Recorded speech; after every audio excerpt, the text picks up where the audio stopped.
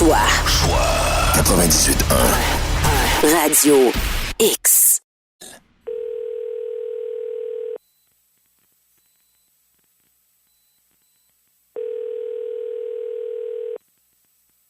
Albert Einstein a déjà dit que chacun résonne en son âme et conscience, qu'il se fasse une idée fondée sur ses propres lectures et non d'après les racontars des autres.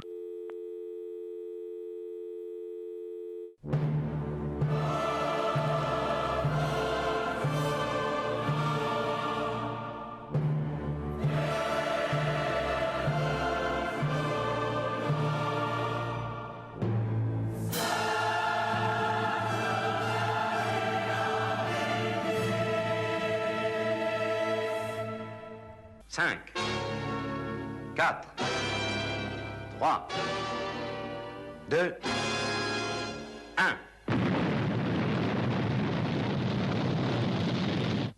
Ils sont partis.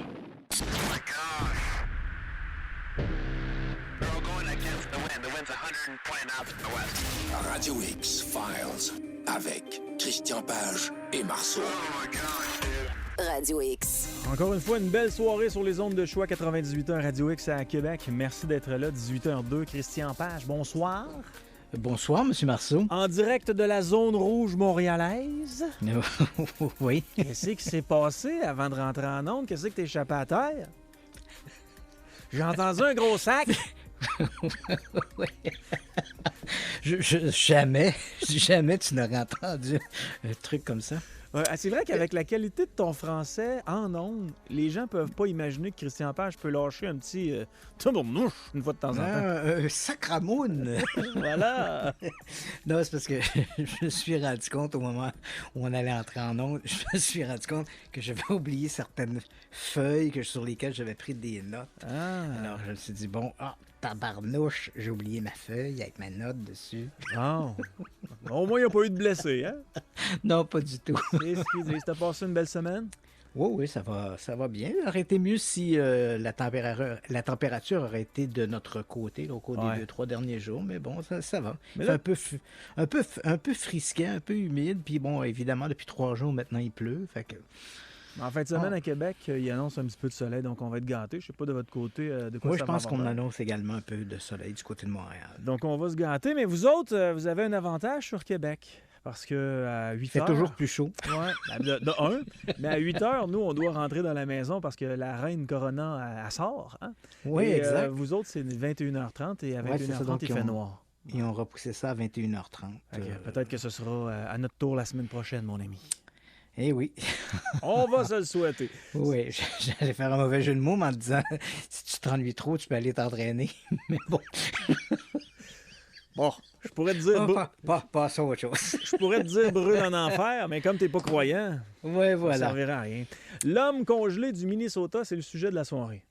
Oui, et j'ai pensé à ce sujet-là parce que, bon, à plusieurs reprises, des gens m'avaient posé cette question-là et j'ai appris cette semaine qu'on allait rééditer un ouvrage qui sera diffusé en langue anglaise aux États-Unis, qui est originalement un ouvrage qui avait été écrit au début des années 1970 par le cryptozoologue et zoologiste Bernard Heuvelmans. Bernard Heuvelmans, c'est celui qu'on considère comme le père de la cryptozoologie.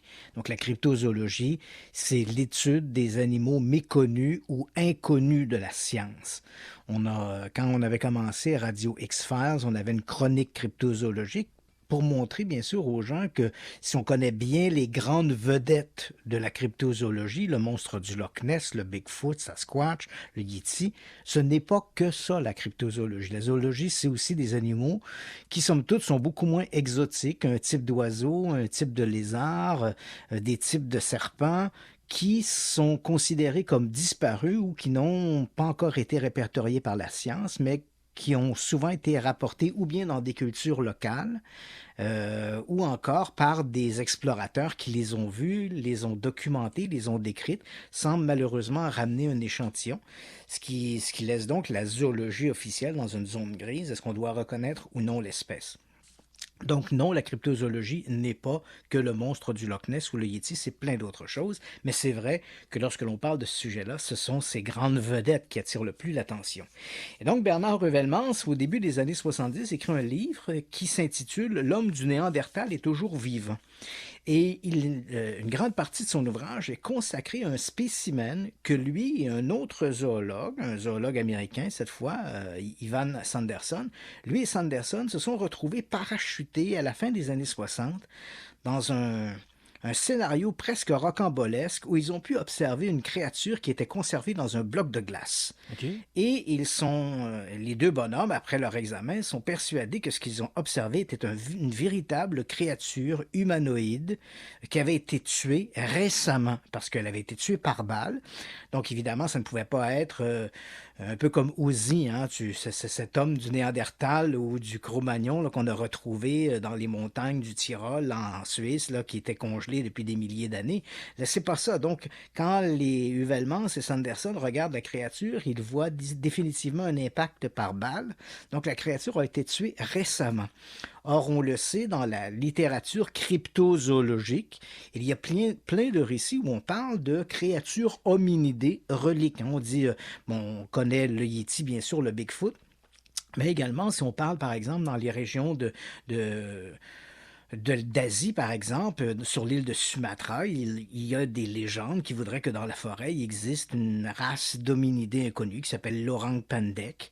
Dans la région du Caucase, en Russie, on a également une espèce de Yéti russe, mais qui est un peu plus petit que les récits que l'on a du Népal. Donc, une créature qui est plus de taille humaine, 1,80 m, 1,90 m, et qu'on appelle l'Almasty. Donc, on a ces récits d'humanité relique qui n'ont jamais été confirmés, reconnus par la science, mais donc au moment où Ruvelmans et Sanderson vont voir leur spécimen, pour Ruvelmans, il ne fait aucun doute qu'il s'agit de l'une de ces créatures, de ces humanités reliques, et il va écrire donc en 1973 cet ouvrage « L'homme du Néandertal est toujours vivant ». L'ouvrage est très controversé dans le domaine de la zoologie et éventuellement, l'ouvrage sera, pendant de longues années, l'ouvrage sera considéré un peu comme une entorse au travail, parce qu'il faut le savoir, hein, Bernard Ruvelmans, c'est vraiment un zoologue, c'est vraiment un primatologue reconnu auprès de ses pairs, mais cet ouvrage qu'il consacre à l'homme du Néandertal est toujours vivant, ça fait un peu tâche dans son dossier. Et quoi qu'il en soit, il y a 2 ans, l'ouvrage a été traduit une première fois en anglais, c'était la première fois donc depuis les années 70 que l'ouvrage était traduit en anglais, donc diffusé aux États-Unis, et là on apprend qu'il y aura une réédition de cet ouvrage-là. Et je me suis dit, voilà quelle belle occasion de revenir sur ce dossier de l'homme congelé du Minnesota. Est-ce que nos 2 zoologues ont bel et bien observé une créature relique appartenant à une espèce d'humanité inconnue, non répertoriée par la science, ou est-ce qu'ils ont été les victimes d'une escroquerie tout à fait habile organisée par un forain entreprenant? Donc, j'ai préparé une petite capsule et qu'on va présenter en milieu d'émission, et je reviendrai un peu sur ces éléments-là, parce que j'ai eu la chance de parler à Ruvelmans peu de temps avant son décès. Il vivait à ce moment-là en France, à Paris, mais en fait en banlieue de Paris, où Vézinay, et j'ai eu également la chance de parler avec le fameux forain qui était, entre guillemets, le propriétaire de la créature bizarroïde et qui s'est allé à quelques confidences. Donc, on va reparler de ça en deuxième partie de l'émission. Donc, aujourd'hui, c'est l'homme congelé du Minnesota. Très hâte d'entendre cette capsule-là. Maintenant, on parle de la mort de Michael Collins.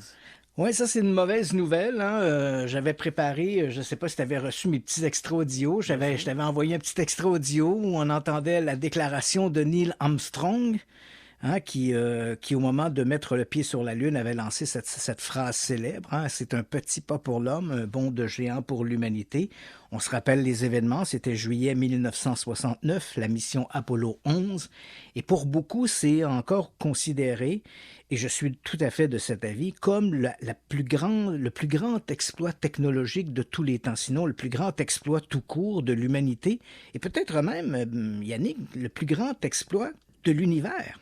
Ah ouais. Parce que il faut se le dire, hein, si aujourd'hui les astrophysiciens, les astronomes sont assez d'avis que la vie doit pulluler dans l'univers, rien ne permet de croire que cette vie-là n'ait jamais atteint un niveau d'intelligence.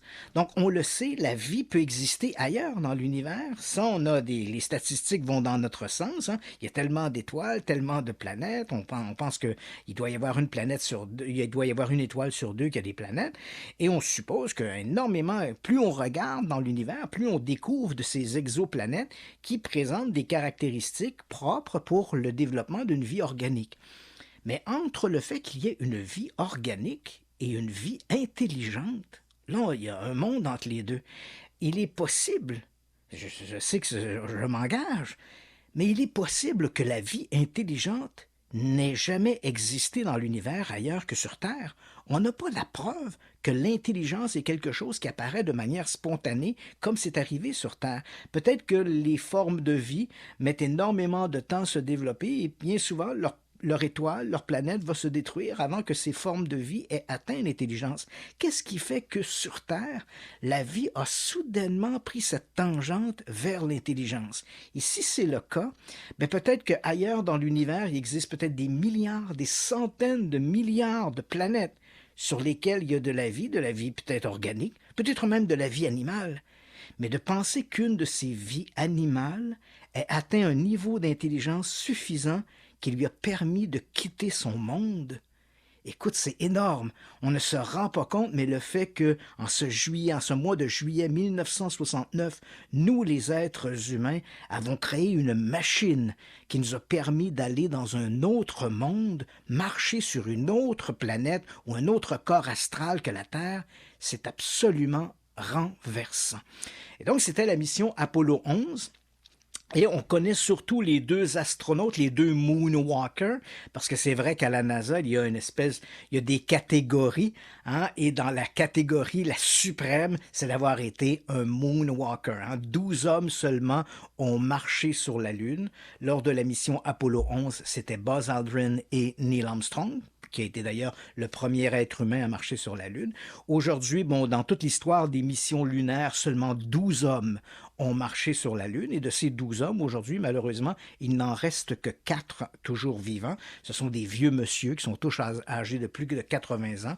Et Buzz Aldrin, d'ailleurs, qui fait partie de la mission Apollo 11, il est toujours vivant. Il est d'ailleurs le plus vieux des moonwalkers, des marcheurs sur la Lune. Il est âgé aujourd'hui de 91 ans.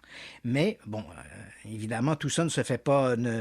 Il n'y a pas que les moonwalkers. Il faut se rappeler que lorsque les missions ont été orchestrées, les équipages comptaient 3 astronautes. Il y avait donc ceux qui devaient marcher sur la Lune, mais il y avait également celui qui devait piloter le vaisseau de la Terre à la Lune, permettre larguer à bord du LEM ses compagnons vers la surface lunaire, et ensuite, lorsque l'activité extravéhiculaire a été faite sur la Lune, ensuite, lorsque les astronautes redécollaient, ils devaient à nouveau arrimer le LEM pour permettre aux astronautes de revenir dans le vaisseau spatial et les ramener sur Terre. C'est un peu le travail du chauffeur de taxi, si je puis dire. Et ce troisième homme, qui malheureusement, son rôle, je l'ai mentionné, son rôle est souvent réduit à celui du chauffeur de taxi, malgré que c'est beaucoup plus complexe que ça, sans le travail de ce troisième astronaute qu'on appelle le pilote du module de commande, sans lui, bien sûr, les missions n'auraient pas pu se produire, n'auraient pas pu être réalisées. Et dans le cas d'Apollo 11, le troisième astronaute, qui est un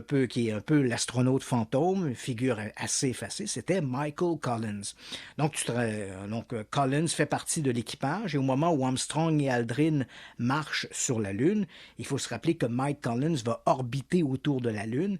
Et il faut se rappeler qu'en 1969, il n'y avait pas les systèmes de satellites qu'on a aujourd'hui, il n'y avait pas de station relais sur la Lune. Donc, quand Mike Collins est derrière la Lune, il devient à ce moment-là l'homme le plus isolé qui puisse exister. Hein? Il est seul dans son vaisseau spatial. Il n'a aucun moyen de communiquer ni avec ses compagnons qui sont sur la Lune, ni non plus avec la Terre, qui est à quelque chose comme 350 000 kilomètres de là. Donc, Mike Collins, mais en même temps, Mike Collins, il a reconnu toute sa vie que dans le cas de la mission Apollo 11, il n'y avait pas le meilleur siège. Hein? Il aurait bien aimé, je pense, comme tous les astronautes des missions Apollo, avoir fait partie de ce club sélect des gens qui ont marché sur la Lune. Mais néanmoins, Mike Collins n'a pas été déçu de son rôle. C'est un individu qui était effacé. Ça correspondait un peu à sa personnalité. Il avait été sélectionné lors lors des sélections pour éventuellement le programme Gemini. Il a volé à bord de Gemini 10. Il avait fait 2 sorties extravéhiculaires. Donc, alors que le vaisseau était en orbite, Mike Collins a revêtu sa combinaison et est sorti à l'extérieur du vaisseau. Donc, il avait fait ça à 2 reprises lors de la mission Gemini 10. Il a été sélectionné pour la mission Apollo 11. Il a été le pilote du module de commande. Et lorsqu'il est après son retour, après la mission Apollo 11, après donc la gloire d'avoir été le premier équipage à s'être rendu sur la Lune, Mike Collins a toujours tenu un rôle assez effacé. Il a été pendant un temps responsable du Musée de l'air et de l'espace du Smithsonian Institute à Los Angeles, à Washington, D.C. Il a participé à différents projets. Il a été une des voix très marquées pour le retour des missions vers la Lune et éventuellement de l'homme sur Mars. D'ailleurs, à cette voix-là s'est joint celle de son collègue Buzz Aldrin, qui, comme je l'ai mentionné, est toujours vivant. Et puis, voilà, donc Mike Collins, homme assez discret, mais pourtant ô combien important dans cette mission Apollo 11, est décédé cette semaine. Il est décédé mercredi dernier d'un cancer. Il avait 90 ans. Il est décédé parmi les siens à sa résidence de Naples, en Floride. Donc, je trouvais important de mentionner le décès de ce grand homme qui a été un des maillons de cette extraordinaire aventure qu'a été la mission Apollo 11. On retourne dans l'espace. Oui, on retourne dans...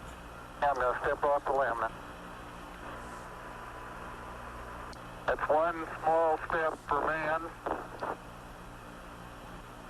one giant leap for mankind.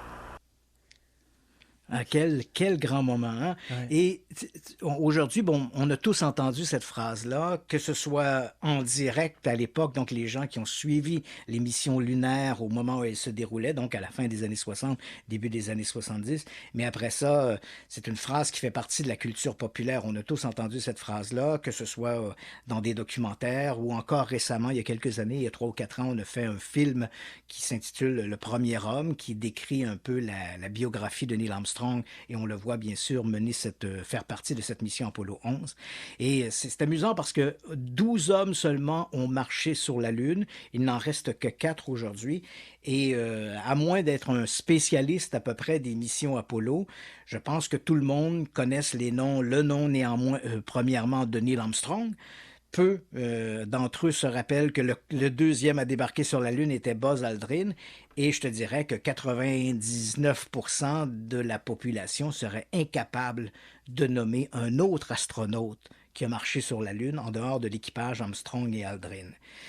Et tu vois comment on s'habitue rapidement au fantastique, parce qu'il faut quand même se le rappeler. De toute l'histoire de l'humanité, seulement 12 hommes ont marché sur la Lune. J'aurais aimé ça assister à ça en temps réel, que ce soit à la radio ou à la télé. Voir ça. Écoute, Yannick, moi, je me rappelle, pour la mission de Neil Armstrong, je l'ai probablement déjà raconté, je vivais chez mes grands-parents à cette époque-là. Et mon grand-père m'avait réveillé. Je me rappelle, c'était en soirée, c'était vers aux alentours de 22 heures. Et là, donc, mon grand-père me réveille. Et là, il me dit, écoute, faut que tu vois ça. Écoute, j'étais un petit cul, moi, là en 1969, là, j'ai 6 ans, 7 ans. Donc, il me prend, il m'amène dans le salon. Et là, je me frotte les yeux. Ils viennent de me réveiller. Là. Moi, j'étais dans un rêve. Là. Donc, il m'assoit. Et là, je regarde la télé. Et je vois bien qu'il y a une espèce d'effervescence et l'émission, je reconnais le prof Lebrun, Jacques Lebrun, qui animait l'émission et que c'est une figure que je connaissais parce qu'il faisait également la météo à TVA. C'était Monsieur Météo. Donc je le vois, il est là, il semble très ému et là, dans les minutes qui suivent, on voit... je voyais dans le bas de l'écran, ça clignotait, c'était marqué « Les hommes sont sur la Lune ». Et là, bien sûr, je vois les images qu'on a vues des millions de fois. Là, donc, cette espèce de biban d'homme qui descend l'escalier, l'échelle, et qui arrive au pied de l'échelle en disant « Bon, ben voilà, je suis au pied du LEM, je vais débarquer ». Et là, on entend la phrase « C'est un petit pas pour l'homme, un bond de géant pour l'humanité ». Là, je me rappelle, on voyait, et ça m'est resté marqué, on voyait affiché dans le bas du téléviseur, c'était marqué « Armstrong est sur la Lune ». Et ça clignotait « Armstrong est sur la Lune ». Et le prof Lebrun pleurait à l'écran. C'est les images qui me marquent. J'étais plus impressionné de voir le prof Lebrun qui pleurait à l'écran que de voir ce bonhomme blanchâtre qui marchait sur la Lune, tu comprends? Et ça m'avait frappé. Et j'ai toujours gardé ces images-là de ce débarquement lunaire. Et puis, évidemment, les missions se sont poursuivies en 1970. Elles ont poursuivi jusqu'en 1972. Et je te dirais que je me rappelle de manière plus soutenue le vol d'Apollo 17. On est en décembre 1972 à ce moment-là. Ça, je m'en rappelle plus ouvertement, plus clairement. Là. J'avais 9 ans à l'époque. On suivait ça à la télé. Bon, les hommes étaient sur la Lune. Ça, j'ai des souvenirs beaucoup plus vivaces de ça. Mais dans le cas de Neil Armstrong, c'est ce moment-là où il débarque, où je me rappelle un peu le contexte plutôt familial dans lequel la situation s'était produite, avec mon grand-père qui m'avait dit « Écoute, tu vas voir ça, c'est un moment historique, tu vas te rappeler de ça toute ta vie. » Et là, effectivement, aujourd'hui, on est 60 ans après les événements des missions Apollo, et puis je me rappelle encore distinctement de ces événements-là. Imagine-toi, lorsqu'on va y retourner, est-ce que tu te souviens, en 2012, on avait fait le Red Bull Stratos? Les images qui avaient été tournées pour le fameux Red Bull Stratos où un individu sautait de, je pense, c'était 96 000 pieds, là, c'était tout ça? Ah ouais. Félix Baumgartner. Les images étaient absolument incroyables. Lorsqu'on retournera sur la Lune, on va avoir ce même type d'images-là. Là. Oui, absolument. Et dans le cas, on voit le développement de la technologie. Hein. À l'époque, tout le système informatique qu'on avait dû utiliser pour amener le vaisseau jusqu'à la Lune et ensuite permettre aux astronautes de débarquer, bien, tout ça tenait dans l'équivalent à peu près d'une montre numérique. Hein, au niveau de l'informatique, de ce que ça pouvait gérer comme information, c'était à peu près le même niveau que la montre que tu possèdes, avec laquelle tu as un datamètre, un chronomètre, tu as quelques gadgets dessus. Là, voilà, ça représentait ça. Et les caméras, bien sûr, on avait de très, très bons appareils photo, d'où les photographies qui ont été prises sur la Lune, elles sont d'une qualité remarquable. On avait des appareils Hasselblad et il n'y a rien à redire, avec des bonnes lentilles, tout ça. Mais les transmissions vidéo, on avait une caméra qui était installée quand le LEM s'est posé, il y avait une petite porte qui s'est déployée, puis il y avait une caméra là-dessus. Et c'était cette caméra-là, même si on avait un très, très bon objectif, il fallait envoyer le signal au LEM. Le LEM transmettait ce signal-là ensuite à la Terre. Et là, on avait des images excessivement granuleuses, alors qu'aujourd'hui, lorsqu'on retournera sur la Lune, d'ailleurs, on fait que regarder les images que l'on a de Mars, hein, lorsque l'on voit les photographies ou les films qui sont tournés par Perseverance, ou encore la semaine dernière, on a eu ce petit robot là, Ingenuity qui a volé, donc on a vu des images. On a l'impression que ça se passe dans notre cour arrière. Les images sont d'une telle clarté qu'on a l'impression que c'est tourné à proximité et pourtant, c'est à des millions de kilomètres de chez nous. C'est vraiment remarquable. C'est vrai qu'au cours des 50, 60 dernières années, tu sais, Yannick, il a fallu à peine 70 ans pour qu'on passe du vol des frères Wright au début du 20e siècle jusqu'à l'homme sur la Lune. Et au cours des dernières années, encore une fois, dans le domaine des grandes des technologies, il y a eu des développements qui ont été fulgurants. Donc, autant sur la technologie mécanique, si je peux dire, ou de l'électronique, autant que dans l'imagerie elle-même, le visuel, sera mis à contribution lorsque ces missions auront lieu. On parle maintenant du registre 14.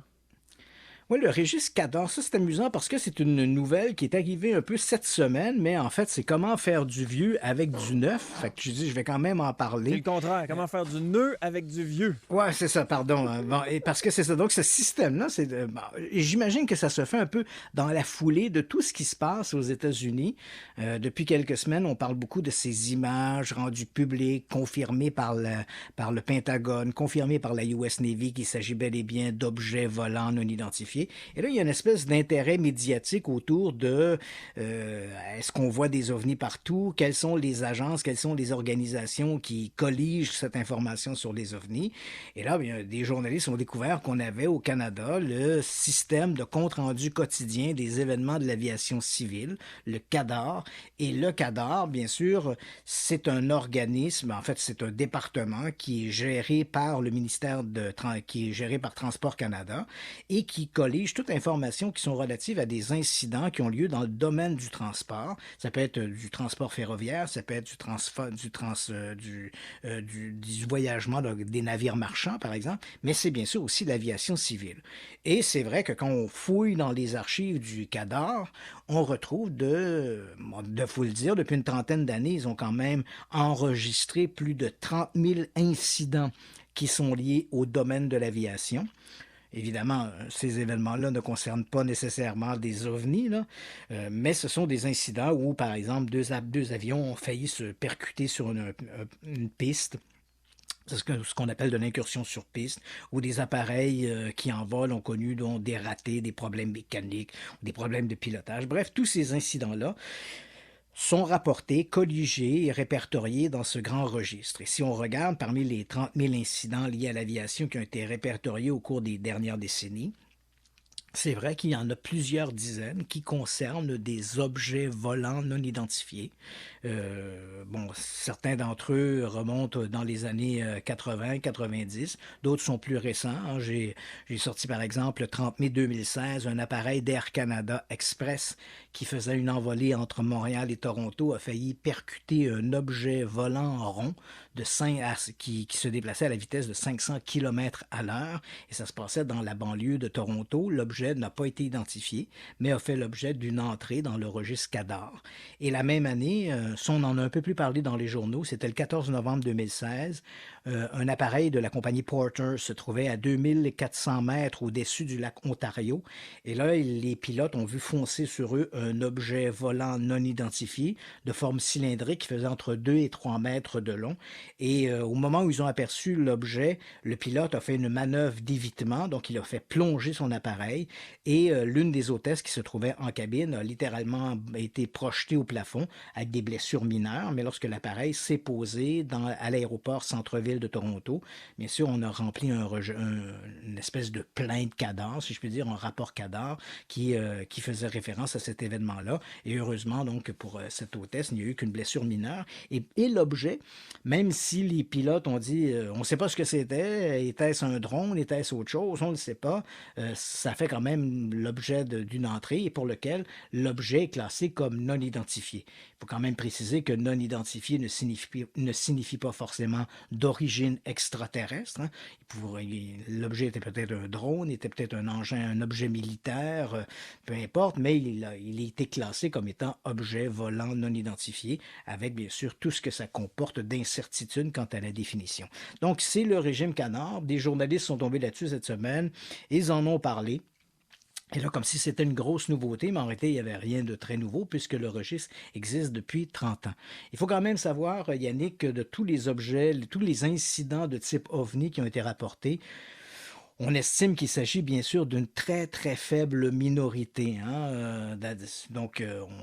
Probablement que 99% des pilotes qui observent quelque chose dans le ciel qu'ils n'arrivent pas à identifier, il faut savoir qu'il n'y a pas un règlement qui les oblige à remplir une fiche CADAR. Donc, s'il n'y a pas ce qu'on appelle dans le domaine de l'aviation un air miss, donc une quasi-collision, donc cet objet aurait failli avoir une rencontre avec l'avion et aurait pu mettre en danger la sécurité des passagers, il n'y a pas de règlement, il n'y a pas de loi qui oblige le pilote à faire un rapport à ce sujet-là.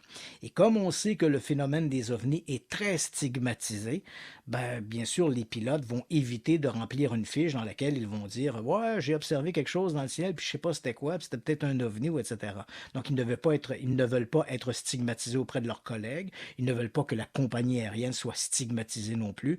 Donc, généralement, comme il n'y a pas de règlement qui les oblige à faire ça, ils ne le rapporteront pas. On peut estimer que peut-être un pilote sur 100 va rapporter un incident comme celui-là. Donc, sans parler d'engins volants extraterrestres, on peut quand même supposer que l'observation d'objets, de bolides dans le ciel non identifiés ou qui vont demeurer non identifiés par le pilote sont probablement plus fréquents qu'on pourrait le croire, mais ce n'est pas nécessairement ce qu'on va retrouver dans un registre comme le registre CADAR. Parlant d'objets volants non identifiés, une quasi-collision entre SpaceX et un objet volant non identifié. Oui, ça c'est assez amusant parce que les journaux en ont beaucoup parlé de ça. On est vendredi dernier, donc le Crew Dragon, hein, Crew Dragon 2, la mission qui a emporté en fait 4 astronautes à la Station spatiale internationale.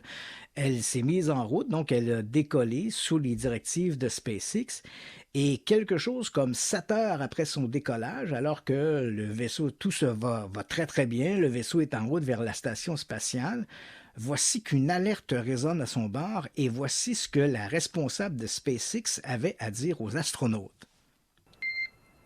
For awareness, we have identified a late-breaking possible conjunction with a fairly close miss distance to Dragon. As such, we do need you to immediately proceed with suit donning and securing yourselves in seats. We will be erring on the side of caution to get you guys into a better configuration. The time of closest approach for this event is at 17:43. Intéressant. Donc, tu vois, donc nos astronautes se préparent à prendre leur repos. En fait, ils ont mené à bien la mission. Et là, le lendemain, donc samedi, on s'attend à ce qu'on appelle le docking. Donc, il va y avoir cet arrimage entre le vaisseau, le Space Dragon, et la Station spatiale internationale. Et à ce moment-là, au moment où ils se préparent à se retirer pour la nuit, ils reçoivent ce communiqué de SpaceX, une responsable de la station au sol, qui leur dit, nous avons reçu une information. En fait, on sait depuis que l'alerte a été envoyée par le US Space Command, qui a informé le Pentagone, qui en a informé également les dirigeants de SpaceX, et qui, selon leur registre, on était 20 minutes avant une possible collision avec un objet volant non identifié. Donc, c'est la raison pour laquelle, à 20 minutes, il y avait peu de chances qu'on puisse échapper à la collision. Donc, on a informé l'équipage. En fait, on a parlé, celui qu'on a contacté, c'est Thomas Pesquet, qui est le Français à bord du vaisseau. L'équipage était composé de 4 astronautes. Donc, on contacte le vaisseau pour leur dire, ben là, vous allez vous harnacher, vous allez vous asseoir sur vos fauteuils, vous allez mettre vos casques, vos costumes pressurisés parce que, bon, il y a cette collision possible. Et donc, éventuellement, l'alerte va tomber. On va dire, bon, c'est une fausse alerte, finalement, il n'y aura pas collision. L'objet est passé à une vingtaine de kilomètres du vaisseau Space Dragon. Mais bien sûr, c'est quand même, lorsque les journaux vont évoquer ça, Space Dragon a failli entrer en collision avec un OVNI, un objet volant non identifié. Tu comprends que la machine à rumeurs s'emballe et les amateurs d'OVNI voient immédiatement là-dedans un engin extraterrestre. C'est vrai que ni SpaceX ni le US Space Command ont donné de détails sur la nature de l'objet. On ne sait pas quelle était la nature de cet objet. On ne sait pas ce que c'était. Mais il faut quand même se rappeler, Yannick, qu'au moment où on se parle, il y a quelque chose comme 125 millions d'objets qui gravitent autour de la Terre, qui sont des débris. Heureusement pour nous, la plupart de ces débris sont tout à fait minuscules, mais il y en a quand même à peu près 35 000 qui sont suffisamment gros pour poser un problème à la navigation spatiale. Et là, on parle d'une vis, un boulon, un morceau de tôle, jusqu'à un satellite qui ne fonctionne plus. Donc, tu comprends, même quand on a un engin volant, comme un vaisseau, comme Space Dragon, qui se déplace à plusieurs dizaines de milliers de kilomètres à l'heure, la possibilité qu'il rencontre, par exemple, un boulon qui vient en sens inverse, qui lui aussi se déplace à très grande vélocité, c'est comme tirer une balle de revolver dans le vaisseau, tu comprends? Donc, on essaie d'éviter ces collisions-là. C'est ce qu'on appelle les fenêtres de lancement. Donc, la plupart de ces objets-là, ceux qui représentent une menace pour les vols spatiaux, ils sont surveillés. Et lorsqu'il y a un trou entre ces objets-là, c'est ce qu'on appelle la fenêtre de lancement. Donc, on peut se dire on va envoyer un vaisseau de manière relativement sécure vers la station spatiale. Mais on peut découvrir au dernier moment qu'un de ces objets-là, finalement, pourrait entrer en collision avec le vaisseau. Donc, c'est sûr que moi, ça m'amuse toujours parce que tu sais que sur la station spatiale internationale, généralement, les caméras qui sont à bord, on a des caméras à bord et des caméras à l'extérieur. Et généralement, le temps d'antenne qui est consacré à ces caméras, qu'on peut suivre en direct. Hein? Si vous allez sur le site de la NASA, vous pouvez suivre en direct les transmissions qui viennent de la station spatiale. Et généralement, on voit les activités des astronautes dans la station spatiale. Et lorsque les astronautes se retirent ou lorsqu'ils sont en repos, ben, la NASA nous renvoie aux caméras extérieures et ça nous permet d'avoir des visions de la Terre, des images de la Terre qui sont tout à fait à couper le souffle. Et c'est vrai que de temps à autre, sur certaines de ces images, on peut voir passer un petit point qui brille ou qui clignote. Et ça m'amuse toujours parce que dès qu'on voit un objet comme ça, il faut savoir qu'il y a vraiment là, des amateurs d'ovnis, vraiment des mordus qui regardent ces images-là, les scrutent pratiquement une à une, et là, soudain, ils voient une image d'un petit point qui clignote au loin, et là, c'est voilà, un ovni a été filmé par la station spatiale. Là, un ovni a été filmé par la station. Là, regarde l'image, là, tu vois un petit point qui clignote au loin. Ben, faut savoir que sur le fond de l'obscurité de l'espace, il est impossible de savoir si cet objet-là est à 20 mètres ou s'il est à 200 km. Tu comprends? T'as un petit point brillant dans l'espace, tu n'as aucune référence. Et quand tu sais qu'on a plus d'1 million d'objets qui flottent dans l'espace, dont 35 000 qui sont dangereux pour d'éventuelles collisions dans l'espace, on se dit, je sais pas, mon réflexe avant de conclure un vaisseau spatial extraterrestre, j'aurais tendance à conclure un débris. Tu sais, il y en a plein de débris qui flottent soit autour de la station spatiale ou qui flottent comme ça dans l'espace et qui, de temps en temps, ces objets-là vont croiser l'orbite de la navette ou ils vont être visibles au loin parce que le soleil se reflète sur ces objets-là. Certains de ces objets sont en métal, certains de ces objets-là sont très réfléchissants. Donc, que l'on voit un petit point qui clignote au loin, je trouve tout le temps ça un peu hasardeux quand je vois les amateurs d'ovnis rapidement conclure qu'il doit s'agir d'un engin extraterrestre quand on est conscient de la quantité de débris qui flottent autour de la Terre. C'est un peu aberrant. Dans le cas présent, encore une fois, je le dis, SpaceX, la NASA, pas plus que le Space Common ont identifié l'objet, mais c'est bien sûr sur les 1 250 000 objets qui flottent en orbite autour de la Terre, ils ne sont pas tous identifiés les uns les autres, pas plus que les 34 000 qui représentent un danger pour la navigation spatiale.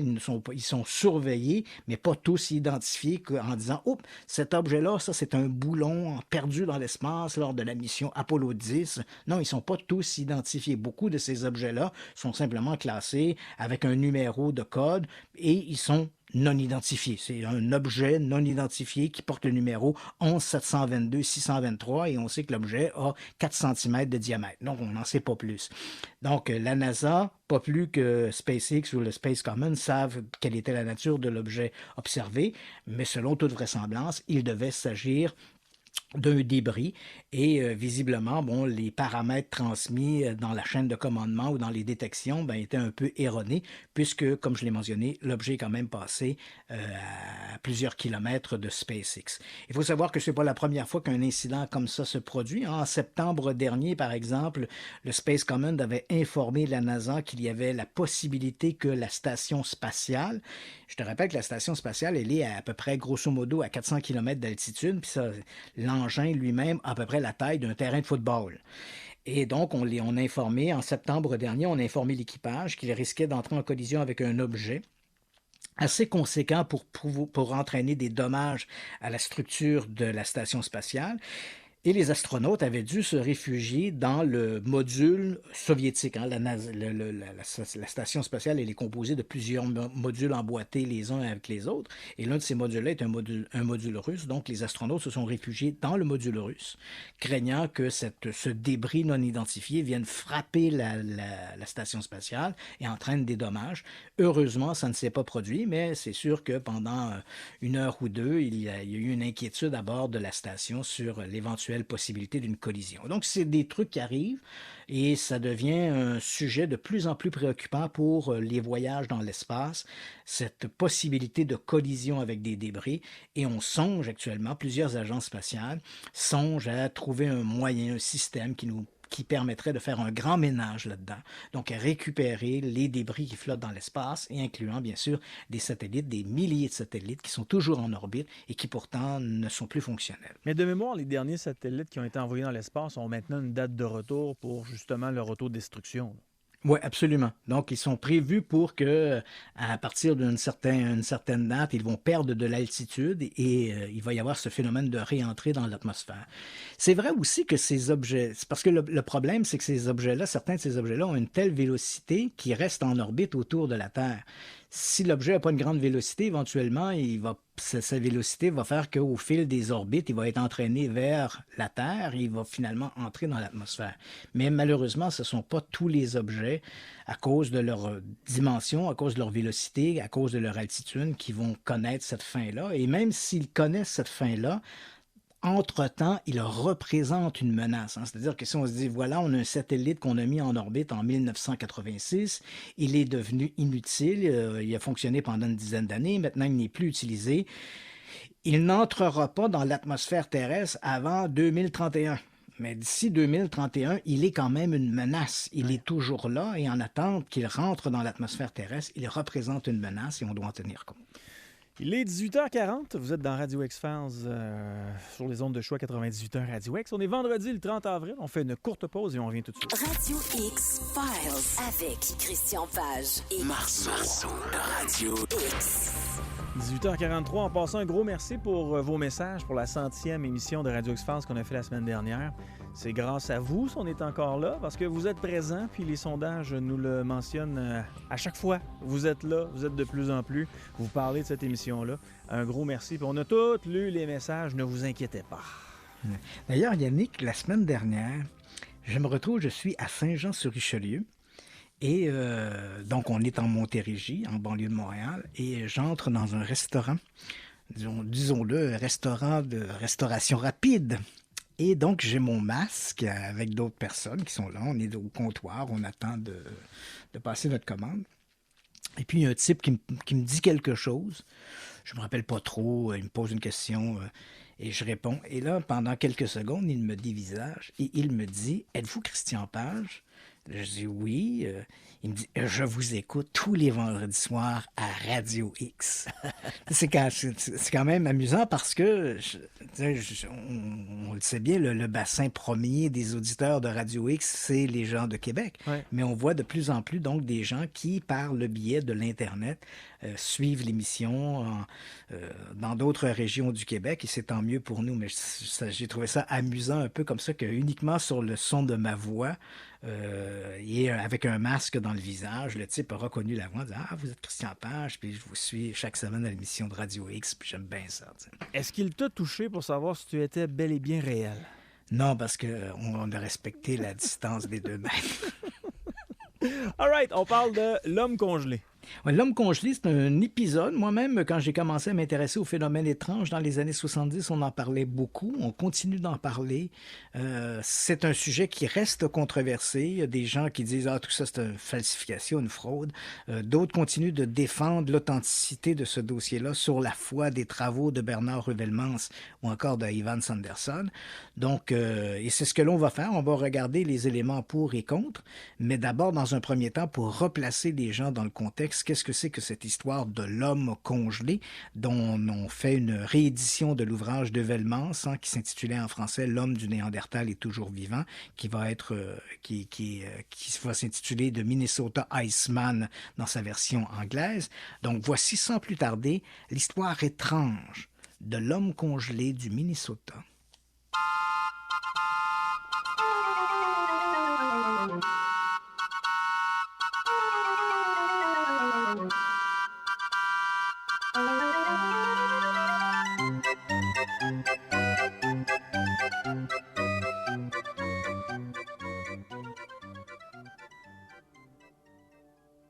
En 1967, Frank Hansen, un habitué des fêtes foraines, exhibe sa toute dernière attraction, le cadavre congelé d'un homme velu. D'après Hansen, la créature, qualifiée d'homme médiéval, aurait été découverte par des pêcheurs russes alors qu'elle flottait à la dérive dans un bloc de glace de 2700 kg en mer d'Okhotsk. Dans une autre version, Hansen parlera plutôt de marins japonais à bord d'une baleinière. La créature aurait été envoyée à Hong Kong, où un milliardaire californien de l'industrie du cinéma en aurait fait l'acquisition. C'est ce même magnat qui l'aurait confié à Hansen pour qu'il l'exhibe dans des fêtes foraines à travers le pays. La dite curiosité, toujours conservée dans une enveloppe de glace, elle-même gardée dans un congélateur dont le couvercle a été remplacé par une épaisse vitre, va bientôt devenir la plus importante affaire d'hominidés inconnus depuis le tournage d'un film en octobre 1967 montrant le légendaire Bigfoot. Le 9 décembre 1968, un herpétologiste amateur de Milwaukee, au Wisconsin, Terry Cullen, téléphone au zoologue Evan T. Sanderson pour lui parler de l'homme congelé. Cullen raconte qu'il a vu la chose à quelques reprises dans des foires ambulantes et que, selon lui, elle vaut la peine d'être examinée par des professionnels. Cullen ne peut pas mieux tomber. Evan T. Sanderson est plus qu'un simple zoologiste. Né en Écosse en 1911 et naturalisé américain, Sanderson est aussi un aventurier, un auteur populaire et un journaliste scientifique. Il est également un touche-à-tout de l'étrange. Il s'intéresse à la parapsychologie, aux ovnis et à toutes ces histoires de monstres, comme la créature du Loch Ness ou l'insaisissable Bigfoot. Ainsi donc, lorsque Terry Cullen lui parle de l'homme congelé, Sanderson est immédiatement accroché.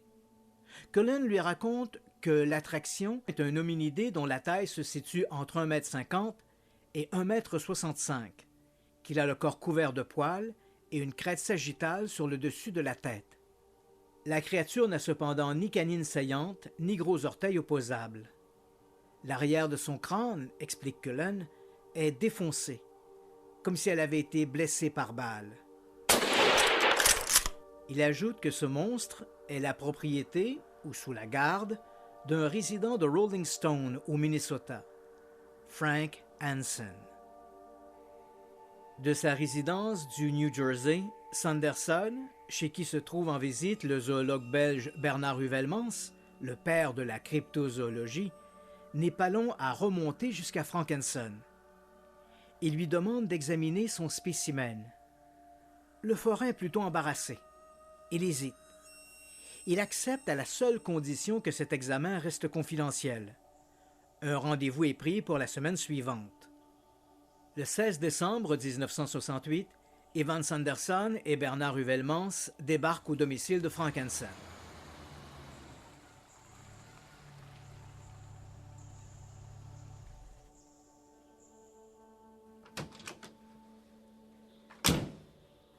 Celui-ci les entraîne vers une remorque garée près de la maison. C'est là qu'il garde son homme médiéval, toujours enfermé dans son cercueil réfrigéré. Si Hansen autorise les deux scientifiques à examiner son attraction, il leur en restreint aussi l'accès. Il est hors de question d'ouvrir le couvercle, vitré du congélateur, et encore moins d'en sortir la créature. Sanderson et Huvellement doivent se contenter de l'examiner comme le ferait n'importe quel curieux à la foire. La seule différence, c'est qu'ils sont autorisés à utiliser une lampe baladeuse pour mieux la détailler. Pendant 3 jours, ils vont donc examiner cet étrange spécimen. Il est difficile d'en avoir une vision claire. À plusieurs endroits, la glace est blanchie et opaque, rendant impossible l'examen de certains détails anatomiques. Le spécimen fait environ 1,80 m. Il ressemble à un homme, mais son corps est couvert de longs poils d'un brun foncé, presque noir, sauf sur le visage, la paume des mains et la plante des pieds. Il est étendu sur le dos. Son bras droit est placé le long du corps et sa main droite est ramenée sur l'aine, recouvrant en partie son pénis, bien visible, ce qui ne laisse aucun doute sur son sexe. Sa main gauche est ramenée au-dessus de sa tête. L'avant-bras fait un angle anormal, ce qui laisse supposer une fracture du cubitus. Un œil est manquant et l'autre est sorti de son orbite. Une plaie est visible derrière la tête. La créature a apparemment été abattue par un projectile d'arme à feu. Ce détail prouve que, contrairement au qualificatif que lui donne Hansen, la créature ne date pas de l'époque médiévale. Pour Sanderson et Huvellement, il ne fait aucun doute qu'elle est morte depuis peu, quelques années tout au plus. Les scientifiques notent aussi, autour du cercueil réfrigérant, cette odeur âcre et caractéristique de la chair en décomposition. Au lendemain de leur rencontre avec l'homme congelé, les scientifiques retournent chez eux. Heuvelmans rentre en France et Sanderson retourne au New Jersey. Ils sont d'avis que l'affaire est trop extraordinaire pour être enterrée sans autre forme de procès. Durant la semaine de Noël, Ivan Sanderson, invité au célèbre Tonight Show de Johnny Carson, parle de l'homme congelé, malgré sa promesse de rester discret. From Hollywood, The Tonight Show starring Johnny Carson. And now, here's Johnny. Il plaisante avec l'animateur en baptisant la créature Bozo, du nom d'un clown célèbre du petit écran. Idem du côté de Heuvelmans. En février 1969, il publie un article dans le bulletin de l'Institut royal des sciences naturelles de Belgique, dans lequel il baptise officiellement l'homme congelé du nom scientifique de Homo pongoïde, ce qui signifie homme à l'aspect de singe anthropoïde. Pour un zoologiste professionnel, cette étape est plutôt mal avisée. En sciences naturelles, la nomenclature d'une nouvelle espèce doit se faire en suivant un protocole strict, des règles dont fait fi Heuvelmans et qui lui vaudra de sévères critiques de la part de ses collègues.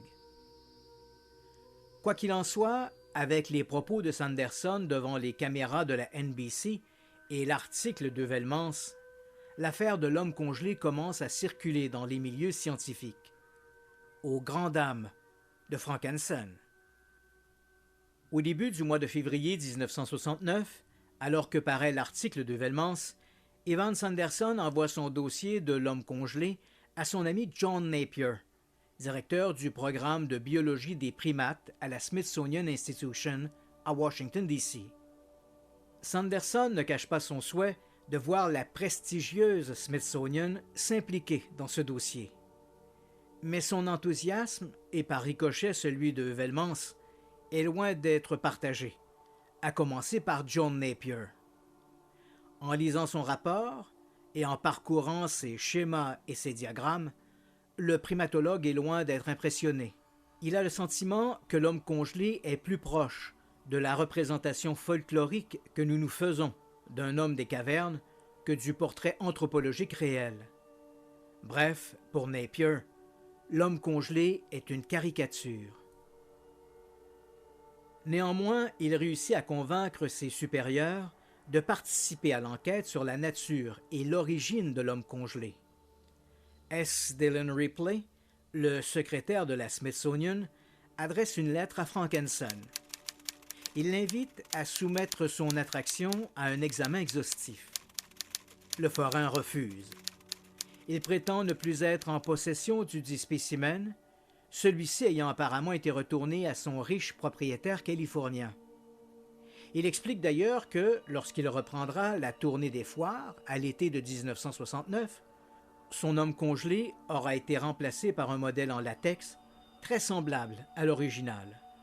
Hansen ajoute que le propriétaire du spécimen original n'autorisera plus jamais son exhibition. Dans une dernière tentative pour faire fléchir Hansen, le secrétaire Ripley demande la collaboration du FBI. Mais J. Edgar Hoover refuse sous prétexte qu'il n'existe aucune preuve que cette affaire cache quelque crime que ce soit. Pour la Smithsonian, l'histoire de Frankenstein sonne faux. L'institution publie un communiqué de presse annonçant qu'elle se retire du dossier. En mai 1969, Ivan Sanderson, qui continue de croire en l'authenticité de l'homme congelé, publie 2 articles, le premier dans le périodique scientifique italien Genus et le second dans le populaire magazine Argosy. Ces articles ont pour effet de replacer Frankenstein sous les feux de la rampe. Le forain réagit. Le 20 avril, il tient une conférence de presse à sa ferme de Rolling Stone, près de Winona, au Minnesota. Il réitère que son homme congelé n'est plus qu'un faux en latex, fabriqué à sa demande. Des photographies prises à ce moment-là montrent d'ailleurs que ce nouvel homme congelé est légèrement différent de celui étudié par Heuvelmans et Sanderson. Sa bouche est plus ouverte et son gros orteil est plus décollé.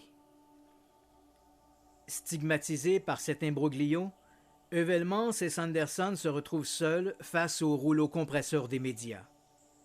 Les deux zoologistes sont d'autant plus isolés qu'aucun autre scientifique n'a examiné leur découverte. Ils ont beau rappeler la qualité de leurs travaux passés et, surtout, cette inquiétante odeur de putréfaction qui se dégageait du cercueil au moment de leur examen, la cause est entendue. L'homme congelé n'est rien d'autre qu'une attraction de foire. En juillet 1970, Frank Hanson confie au magazine Saga une énième version des origines de l'homme congelé. Il affirme avoir lui-même abattu la créature lors d'une partie de chasse dans le nord du Minnesota. Il l'aurait ramené chez lui en faisant promettre à sa femme de n'en parler à personne. Quelques années plus tard, pour des raisons nébuleuses, il aurait fait fabriquer un double en latex par des spécialistes d'Hollywood. Le moment venu, il aurait substitué ce double à l'original et ainsi trompé la presse, le public et les experts. Au milieu des années 1970, avec le déclin des fêtes foraines, Frank Hanson réadapte son exhibition pour qu'elle puisse être présentée dans des centres commerciaux. Le congélateur cercueil est remonté sur une espèce de scène mobile où les curieux peuvent détailler l'étrange créature présentée depuis l'article de Bernard Heuvelmans comme l'Homo pongoïde. Vers 1982, Frank Hanson prend sa retraite et, avec lui, son homme congelé. Quant aux deux autres protagonistes, Bernard Heuvelmans et Ivan Sanderson, le premier publie en 1974 « L'homme de Néandertal est toujours vivant », un pavé de 500 pages dans lequel il maintient que le spécimen observé chez Frank Hanson n'avait rien à voir avec un modèle en latex. Quant à Ivan Sanderson, il meurt en 1973, persuadé lui aussi de l'authenticité de l'homme congelé.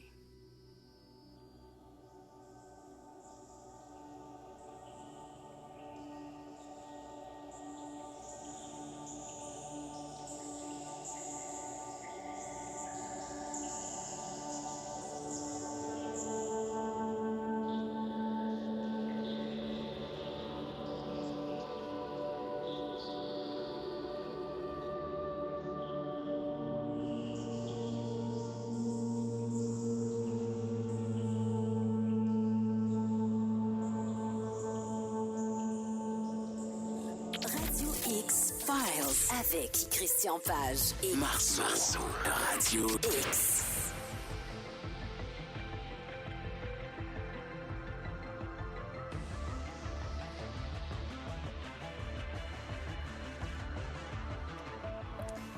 Alors voilà, on a entendu l'histoire de l'homme congelé du Minnesota. Tellement de questions. Et toi, Christian, qu'est-ce que tu en penses de cette histoire-là? Écoute, cette histoire-là me fait penser, tu te rappelleras, il y a quelques années, il y a pratiquement maintenant 20 ans, il y avait eu cette histoire de film qui avait beaucoup circulé, qui était l'autopsie d'un extraterrestre. Oui. Je ne sais pas si tu te rappelles de ça, oui, qui avait été présenté d'ailleurs à l'émission de Claire Lamarche. Les frères Gosselin étaient venus, avaient parlé que selon eux, il s'agissait d'un trucage. Ils avaient même refait un mannequin en latex pour montrer à quel point on pouvait aisément reproduire ces images-là. Et ce qui m'avait frappé, moi, dans cette histoire-là de l'autopsie de l'extraterrestre, c'était de quelle façon, en fait, le propagandiste de cette histoire-là, qui était le propriétaire de ces images, un type qui s'appelait Raymond Santilli, avait, depuis le début, essayé de noyer le poisson dans toutes sortes de situations. Quand on lui posait la question, une question, il répondait par une autre question. Quand on demandait à voir quelque chose, il y avait toujours une bonne raison pour ne pas présenter la chose en question. Et pour moi, je trouvais ça un peu aberrant que personne ne...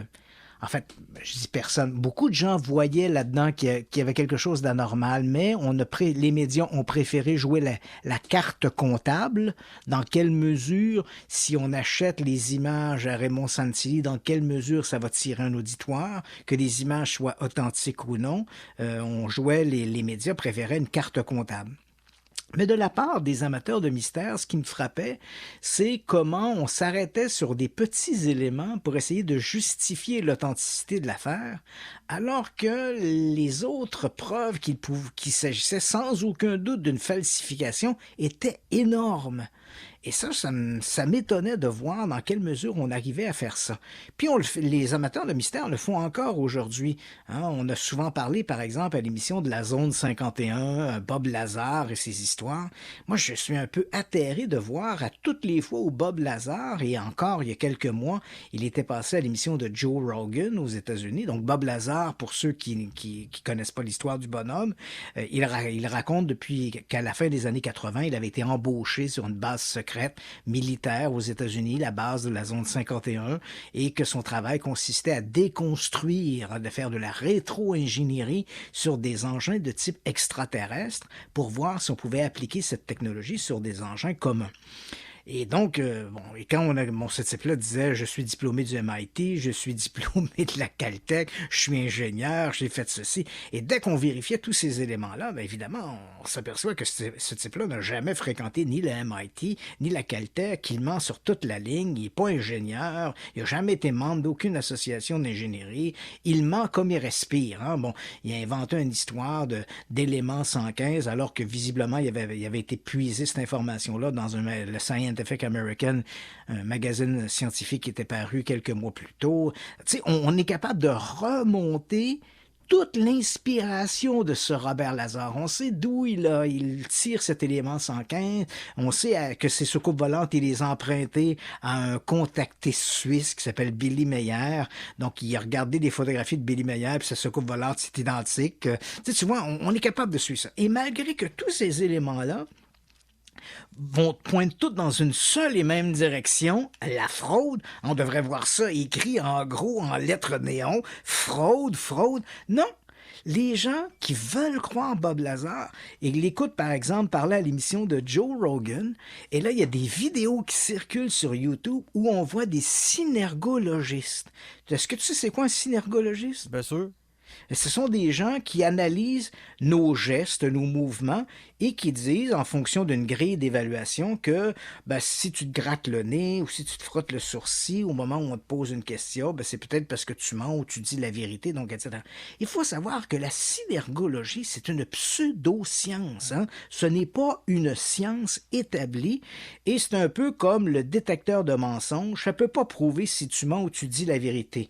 Le détecteur de mensonges, il ne détecte pas les mensonges. Il détecte des comportements physiologiques.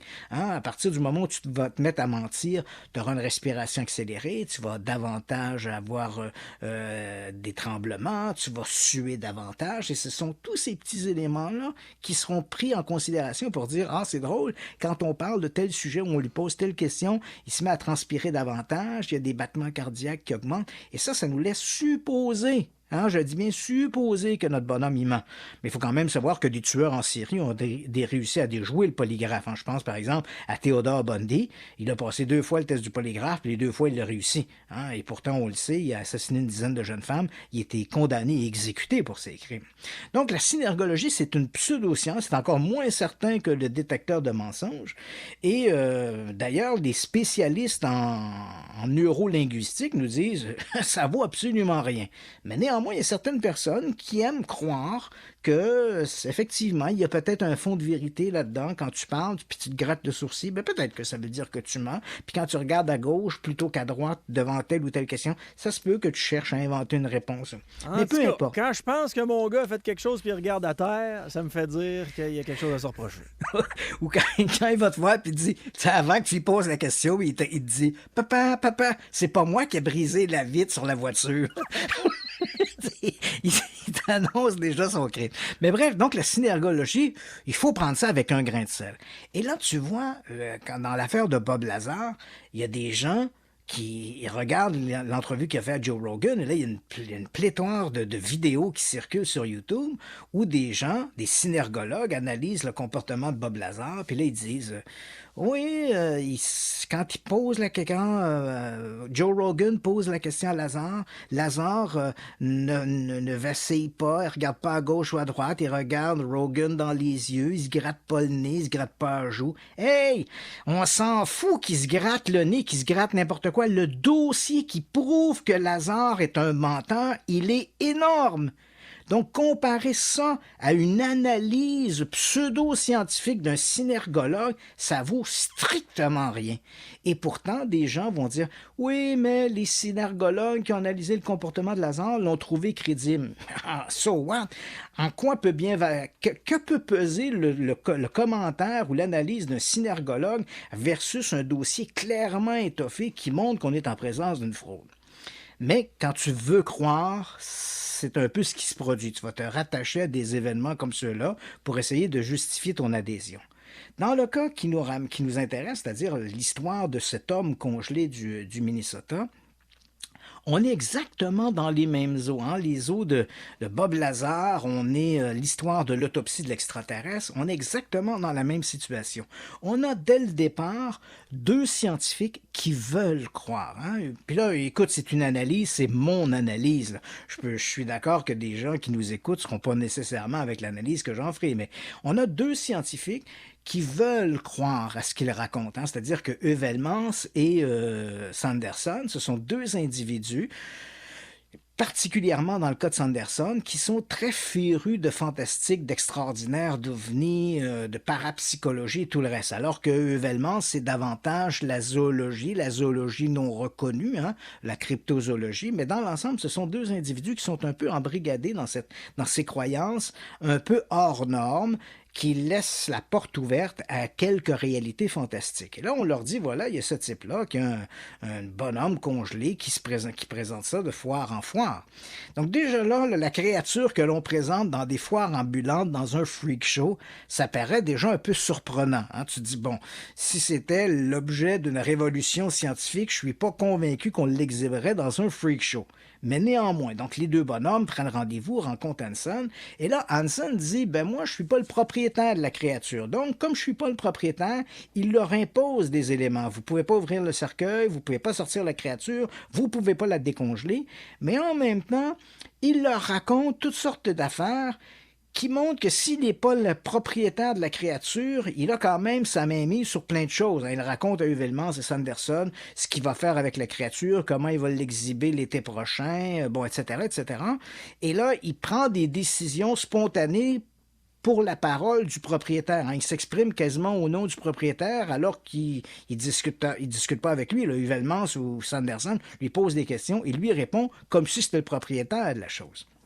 Et ça paraît étrange. Il y a un élément, à un moment donné, dans la conversation, où que Heuvelmans raconte dans son livre « L'homme du Néandertal toujours vivant », où il raconte que, lorsqu'il parle à Hansen lui dit que, de son côté, il ne sait pas si la créature est authentique, il dit ne l'avoir jamais dégelée, ne l'avoir jamais sortie de son cercueil. Écoute, c'est invraisemblable. Cette histoire-là, moi, j'aurais tourné les talons. De s'imaginer que le forain se déplace à travers les États-Unis en transportant dans son camion quelque chose dont il ne connaît pas la nature. Imagine-toi si tu te fais arrêter par un policier de la route. Tu justifies comment ton affaire? Ah, j'ai un bonhomme d'un cercueil de vitre, je sais pas s'il est vrai ou pas vrai, je sais pas s'il est rempli de cocaïne, je sais pas rien finalement. Il y a une balle dans le corps. Ouais, il y a une balle dans le corps, c'est pas tout. Écoute, rien que ça, là, tu te dis, mais ça, je m'étais fait raconter cette histoire-là, j'aurais pris mes jambes à mon cou, je m'aurais dit, écoute, ça sent la fraude à plein nez.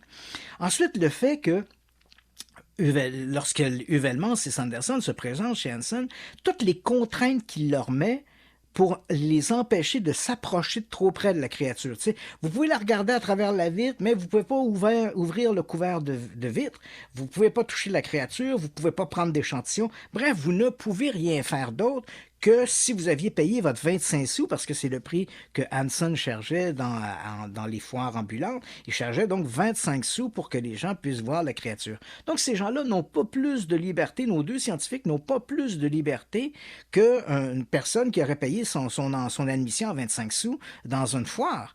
Et là, déjà là, Heuvelmans et Sanderson auraient dû se dire, il y a quelque chose qui ne va pas là-dedans. Ensuite, il regarde la créature, la voit, elle est difficilement visible, parce qu'à plusieurs endroits, la glace est blanchie, donc on ne voit que de façon très très floue certaines caractéristiques de la créature. Et à partir de là, Heuvelmans et Sanderson vont un peu s'enthousiasmer et là vont essayer d'attirer des gens, et notamment la Smithsonian Institute, pour qu'ils s'intéressent à cette histoire-là. Mais je peux comprendre les réserves de la Smithsonian en disant, sur la foi de vos images, sur la foi de ce que vous présentez, il n'y a pas grand-chose là-dedans. Qui plus est, c'est vrai que la créature, on le sait aujourd'hui, quand on voit les dessins que Heuvelmans a fait de la créature, c'est clairement un homme préhistorique comme on l'imaginait dans les films des années 1950. Tu sais, le genre de bonhomme avec des grosses arcades sourcilières, le corps couvert de poils, puis là, il lui manquait qu'un bâton entre les mains, puis il a fait des puis on est dedans, là. Alors qu'on sait aujourd'hui, les recherches menées en anthropologie au cours des 50 dernières années nous ont donné une toute autre vision de ce qu'étaient nos ancêtres. On sait aujourd'hui, par exemple, que les humanités se sont pas succédées les unes derrière les autres, mais certaines humanités se sont côtoyées. Moi, je me rappelle quand j'étais, je sais pas pour toi, mais moi, quand j'étais enfant à l'école, on nous disait que l'homme, on avait cette espèce de graphique, on voyait un singe à la base, et au final, on avait l'être humain, l'Homo sapiens. Et à travers ça, du singe à l'Homo sapiens, on avait toute l'évolution, l'Australopithèque, le Cro-Magnon, le Néandertalien et enfin l'homme moderne. Et on avait l'impression, et c'est un peu ce que nous disaient nos enseignants, c'est que ces humanités s'étaient succédées à travers un mécanisme d'évolution pour donner naissance à l'homme moderne. Alors qu'on sait que c'est pas vrai maintenant. Plusieurs humanités se sont côtoyées à un moment donné. Aujourd'hui, il n'y a qu'une seule humanité sur Terre et c'est l'Homo sapiens. Il n'y a pas d'autre espèce humaine que l'Homo sapiens.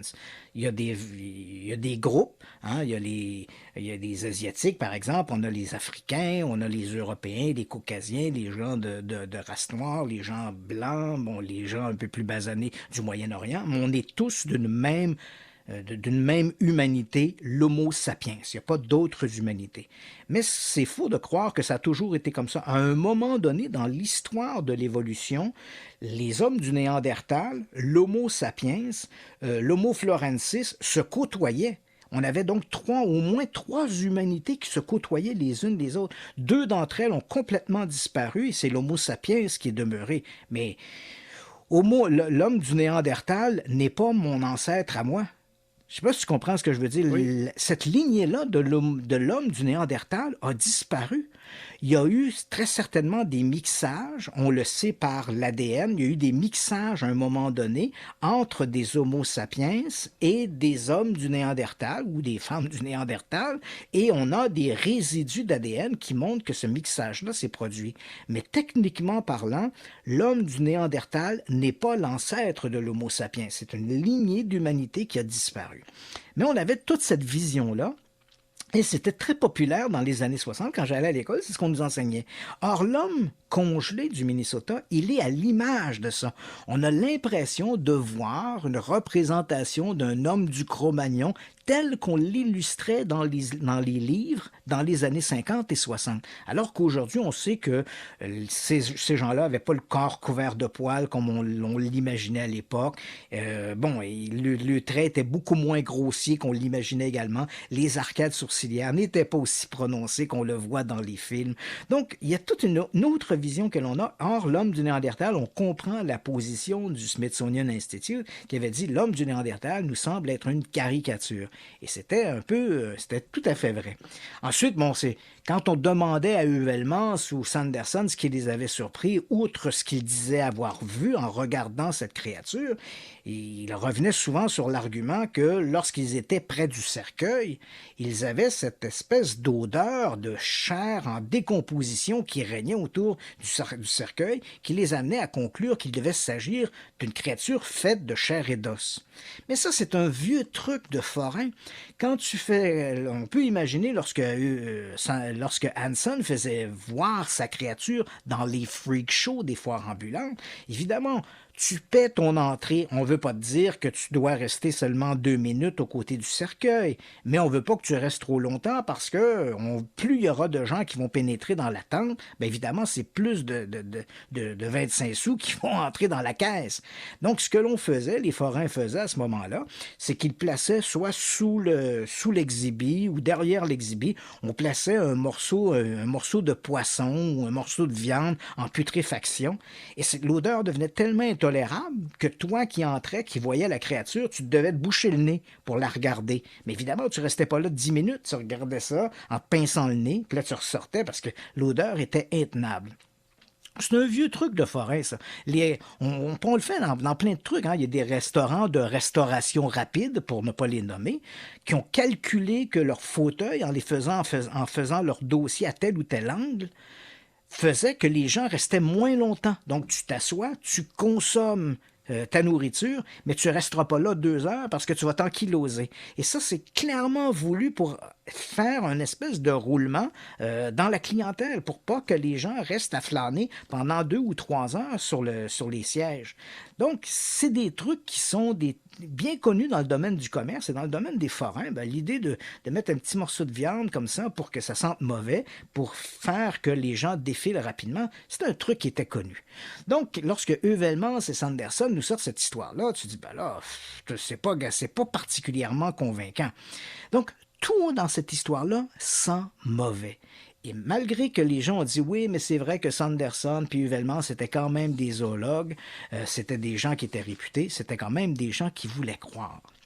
Et là, j'arrive à ma propre investigation par rapport à ça.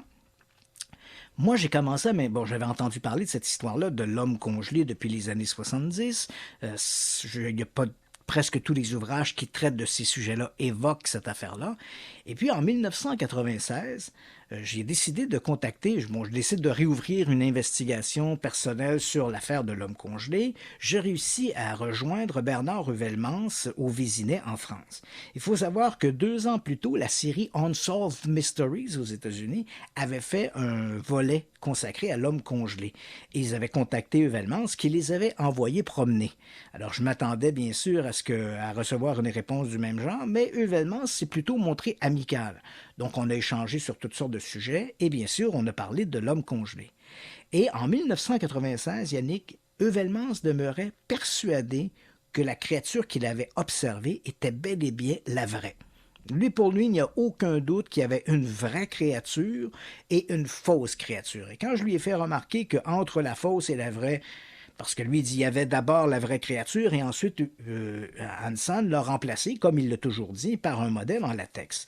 J'ai dit, c'est vrai qu'il a prétendu ça, mais quand on regarde la créature soi-disant en latex, donc après décembre 1968, versus les images que l'on a de la créature avant, c'est exactement la même créature. Sur la photo avant et après, elle a un petit peu plus la bouche ouverte, le bras a un petit peu changé, le pied a changé d'angle également. Mais il suffisait à Hansen simplement de décongeler son modèle, bouger un peu les membres, ouvrir un peu la bouche, recongeler le tout, et merci, bonsoir. Il ne faut pas se donner une peine, il ne faut pas chercher midi à 14 heures. Ça semblait simple de faire ça. Mais malgré ça, malgré cet argumentaire-là, Heuvelmans restait convaincu que la créature qu'il avait observée était authentique, il n'en démordait pas. Donc, parfait, j'ai pris note de sa position. Il faut savoir que je n'ai pas pu parler à Sanderson parce qu'il est décédé en 1973 d'un cancer. Néanmoins, j'ai pu parler avec un type qui s'appelle Mark Hall, que j'ai interrogé d'ailleurs dans un épisode de Dossier Mystère où on parle des Thunderbirds, donc les oiseaux géants. Ce Mark Hall était le bras droit de Sanderson. Et quand j'ai abordé avec Mark Hall cette histoire-là de l'homme congelé, Hall de me répondre que Sanderson, à la fin de sa vie, en 1973, Il restait convaincu que la créature devait être vraie, mais pas toujours. Hein. C'est un peu comme j'y crois les lundis, les mercredis puis les vendredis, mais les mardis et jeudis, j'ai des doutes. Donc, on voit un peu là que la foi de Sanderson pour la créature commençait à s'émousser à ce moment-là. Au moment de son décès, il commençait à éprouver des doutes. Et puis finalement, et c'est un peu le coup de grâce, je décide de contacter, j'ai réussi à retrouver Frank Hansen, qui est toujours vivant. Donc, au printemps 2002, je contacte Frank Hansen. Et là, c'est un vieux bonhomme, hein, il est âgé de 80 ans, je le rejoins, et là, je vais lui parler de l'histoire de l'homme congelé. Il me dit que sa mémoire a plusieurs trous, mais il me dit qu'il est encore propriétaire de l'homme congelé. Il dit « Ah, j'ai gardé tout ça parce qu'on le sait, dans les années 70, avec le déclin des foires, il a réadapté son exposition pour que son cercueil puisse tenir dans une espèce de boîte qu'on pouvait ouvrir et qui faisait comme une plateforme en même temps. Et il présentait cette créature à travers les États-Unis dans des centres commerciaux. Et principalement à l'Halloween, c'était très populaire. Et là, il me dit, j'ai gardé le cercueil, j'ai gardé tout ça, c'est dans un hangar, j'ai encore la créature. Bon, on parle de ça. Et là, on se met à parler de, est-ce qu'il y a eu réellement une fausse créature? Donc, c'est vrai qu'Hansen, au départ, commence à me dire, vous savez, il y avait 2 créatures, il y avait celle en latex, puis...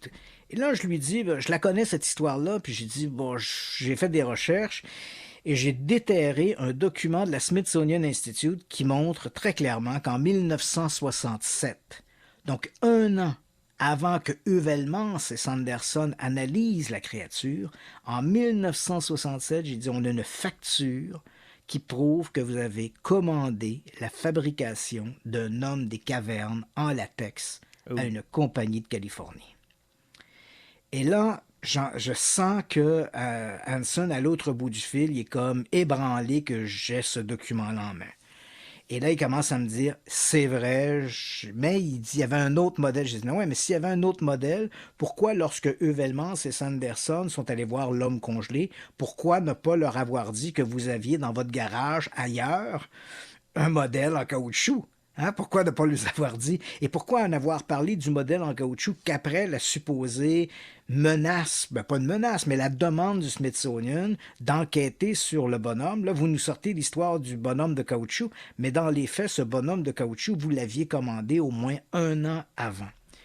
Et là, finalement, puis je sais que là, ça va faire poète pour les gens qui nous écoutent, coït interrompu, mais Hansen avoue la fraude. Il me dit qu'effectivement, il a commandé en 1967 cette espèce de bonhomme en latex qu'il a commandé à un spécialiste des effets spéciaux, un type qui s'appelait Howard Ball, qui avait un atelier à Torrance, en Californie, qui lui a commandé la créature. Et lorsqu'il a pris livraison de la créature, on est toujours en 1967, donc au moins 1 an avant l'expertise de Heuvelmans et Sanderson, il dit, quand j'ai récupéré la créature, j'étais insatisfait de la fourrure de la créature. Alors à ce moment-là, il a commandé un certain Peter à des spécialistes en taxidermie, Peter et Mary Corral, d'implanter les fameux poils qui, eux, ont fait un travail remarquable. Ils ont pratiquement implanté 1 à 1 les poils dans la créature pour lui donner cet aspect hyper réaliste. Et là, donc, c'est cette créature en latex que Hansen me dit que j'ai toujours dans mon hangar, etc. Et quand je lui demande, est-ce que c'est cette créature, oui ou non, est-ce cette créature que Heuvelmans et Sanderson ont regardé en décembre 1968. Et sans dire oui ni sans dire non, Hansen me répond, la réponse a été d'après vous. C'est ça qu'il me dit, d'après vous. Mais tu sais, ça répondait à tout. Là. D'après vous, c'est ça. Je pense qu'il n'y a jamais eu de véritable homme congelé. Tout ça n'a jamais été rien d'autre qu'une créature en latex. Et aujourd'hui, il faut savoir que cette créature, à la mort de Hansen est décédé, je pense, 1 an ou 2 après notre conversation. la succession ont retrouvé dans un hangar, effectivement, dans un dépôt, le fameux sarcophage, le cercueil, avec le mannequin en caoutchouc. Et aujourd'hui, on a reproduit exactement ça. Il a été vendu à un musée à Austin, au Texas, qui s'appelle The Museum of the Weird, le musée des affaires bizarres, qui ont acheté le truc. Ils l'ont ramené, donc il a été acheminé de Winona, ou dans le hangar de Winona, où la créature était gardée, au Minnesota. Elle a été amenée au Texas. Et aujourd'hui, si vous visitez le Museum of the Weird, ils ont refait exactement la même chose qu'Hanson. Donc, ils ont récupéré le sarcophage, ils ont récupéré le mannequin en latex, qui était encore en très, très bonne condition, et ils l'ont simplement remis dans une espèce d'enveloppe de glace et qui donne tout le... On a l'impression, quand on le voit, exactement de ce que pouvaient ressentir Heuvelmans ou Sanderson quand ils l'ont analysé en 1968 et qui se sont très clairement laissés duper par cette créature. Et là, les gens disent, oui, mais c'était quand même 2 zoologues professionnels. Le problème ici, et ça c'est souvent un élément qu'on rencontre dans le domaine du paranormal, c'est qu'on ne s'adresse pas aux bons experts. Heuvelmans et Sanderson étaient des zoologues, des spécialistes des animaux, donc ils regardaient ça. Mais si on avait fait appel à quelqu'un qui était un spécialiste des trucages, un spécialiste des créatures en latex, un spécialiste des effets spéciaux, probablement qu'en regardant la créature, il aurait vite compris de quoi il s'agissait. Donc, Heuvelmans et Sanderson, je me rappelle quand je parlais avec Heuvelmans de la créature, il m'a fait la réflexion en me disant... Cette créature que j'observais dans son bloc de glace, il dit, il faut se rappeler qu'on est en 1968 et en 1968, les meilleures réalisations qu'on avait étaient le film La planète des singes et l'Odyssée de l'espace, le 2001, l'Odyssée de l'espace. Dans les 2 cas, on parle de... Bon, dans l'Odyssée de l'espace, ce sont des costumes complets d'hommes préhistoriques là, qu'on voit au début du film. Pour ceux qui n'ont pas vu le film 2001, l'Odyssée de l'espace, la séquence d'entrée nous montre un groupe d'hommes préhistoriques, probablement des australopithèques là, qui tapent avec des bouts de bois. Et puis à un moment donné, il y a cette espèce de stèle extraterrestre et on voit l'éclosion de l'intelligence. Donc, Heuvelmans me dit, vous regardez les films de 68, il y avait l'Odyssée de l'espace et il y avait La planète des singes, où malgré la qualité du travail qui avait été fait, les masques demeuraient quand même assez statiques. On voyait quand même que c'était des prothèses en plastique, en caoutchouc. Et là, Heuvelmans, c'est un peu sa référence. Il me dit, voilà, il y a ces films-là, et on voit que c'était très difficile de fabriquer ça. Et moi, j'ai répondu à Heuvelmans, j'ai dit, votre problème en faisant cette comparaison, c'est que les réalisateurs du film La planète des singes et les réalisateurs de l'Odyssée de 2001, eux ont dû, les gens des effets spéciaux ont dû composer au fait que c'était des costumes qui avaient des gens vivants dedans et qui bougeaient. Tu comprends? Donc, il y a des contraintes que ces gens-là devaient tenir compte, alors que créer un mannequin en latex et le placer dans un congélateur, écoute, il n'y a pas de contraintes. À un moment donné, une fois que tu as fait la créature, puis ta gèle, ça vient de finir là, elle n'a pas à bouger, elle n'a pas à se déplacer, elle n'a pas à parler.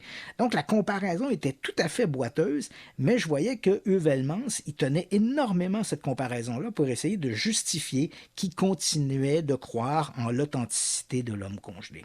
Bref, tout ça pour te dire, Yannick, que c'est ma position. Je sais que le sujet est encore très débattu. Encore l'an dernier, il y a un ouvrage qui est sorti aux États-Unis sur le Minnesota Iceman, dans lequel l'auteur défend âprement la position d'Heuvelmans et Sanderson en disant non, c'est sûr, c'est une vraie créature, on s'en est débarrassé, mais c'était authentique. Reste que de mon côté, par les déclarations à la fois de Hanson, qui est pratiquement un aveu ouvert que la créature a été truquée puis qui s'est payé la tête d'Heuvelmans et Sanderson, plus tous les autres éléments qu'on a en main, donc, dont notamment ce certificat de fabrication d'un mannequin en latex qui date de 1967 et non pas de 68 ou 69 comme Hanson le disait, donc bien avant qu'Heuvelmans et Sanderson fassent leur analyse de la créature. Tout ça me permet d'affirmer haut et fort que l'homme du Minnesota était une fraude et que malheureusement, Heuvelmans et Sanderson ont été dupés par un solide arnaqueur. Quand tu sors de chez lui après l'avoir rencontré, là, puis là, tu te rends compte que tu l'as vraiment pincé, puis tu l'as confronté, puis qu'il t'a dit la vérité, ça doit être un beau petit sentiment de fierté, ça. En fait, je l'avais au téléphone. Ah, tu l'avais au téléphone? Oui, je l'avais au téléphone.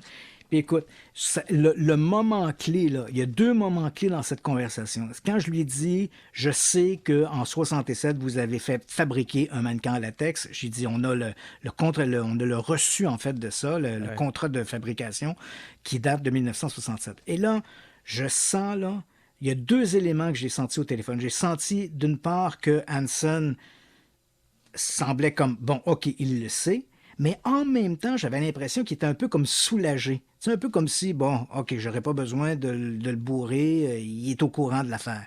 Donc, il y a eu ce momentum. Et l'autre momentum, c'est quand je lui pose la question, est-ce que c'est ce mannequin en latex que Velmans et Sanderson ont analysé? Et là, il me répond, d'après vous. C'est là que j'ai compris que poser la question, c'était y répondre. Et ça a été pour moi une espèce de petite victoire, de dire, bon, ben parfait, j'ai réussi, là où tout le monde semblait avoir... Puis je ne l'ai pas cuisiné tant que ça. Visiblement, les gens, je peux comprendre qu'à l'époque où le forain présentait sa créature dans les centres commerciaux, ben, il voulait conserver cette espèce d'aura que c'était peut-être la vraie créature.